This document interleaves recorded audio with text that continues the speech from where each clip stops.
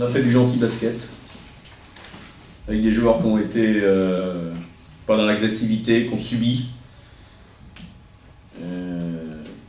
On s'est fait marcher dessus, à part le deuxième carton où on est correctement dans le match, puisque bon, on encaisse que 7 points, mais après un départ dramatique, catastrophique.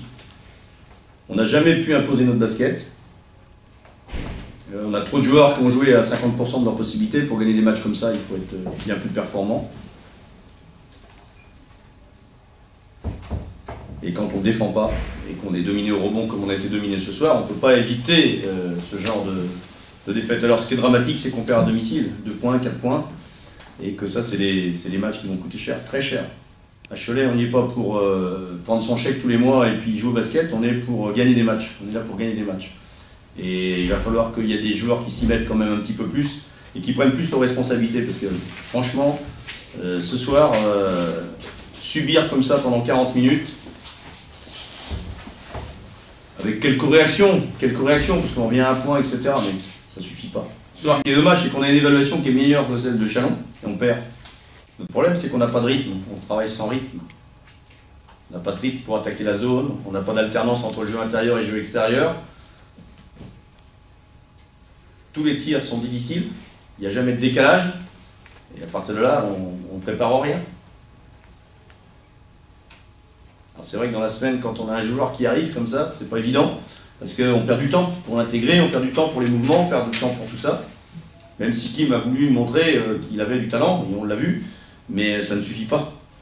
Ça ne suffit pas, et puis il n'y a pas que du talent en attaque, il faut du talent en défense aussi. Évidemment, on peut accuser Paul, on peut accuser Pierre, on peut accuser Jacques, mais le problème, c'est pas ça aujourd'hui. C'est un état d'esprit collectif. C'est-à-dire que dans les attitudes défensives, on n'est pas là, on n'est pas présent, on se laisse dominer, on laisse des couloirs pour le rebond. D'accord ? 14 rebonds offensifs dans un match de basket. Comment voulez-vous gagner un match de basket avec 14 rebonds offensifs ? C'est pas possible. Et ça allait un peu mieux depuis un moment. Maintenant, il faut préparer Bourg-en-Bresse, qui sera encore un match compliqué aussi. On laisse des occasions. On laisse vraiment des occasions. On laisse Nancy, on laisse Chalon sur le côté, on laisse l'autre Chalon. Voilà, bon, tout ça, à la fin, ça va faire mal. Ça va faire très mal. Mais comme je l'avais dit aussi avant le match, hein, Chalon, c'est une équipe. Hein, c'est pas... Leur classement ne reflète pas forcément la qualité de leur équipe. Chalon, c'est une bonne équipe. Avec 3 joueurs dans les 20 meilleures évaluations du championnat de France. Aujourd'hui, c'est des références. Il ne faut pas oublier ça. Et qu'il n'y a plus de promus, il n'y a plus de gens qui viennent de monter avec des petits budgets, etc. Ça n'existe plus, ça.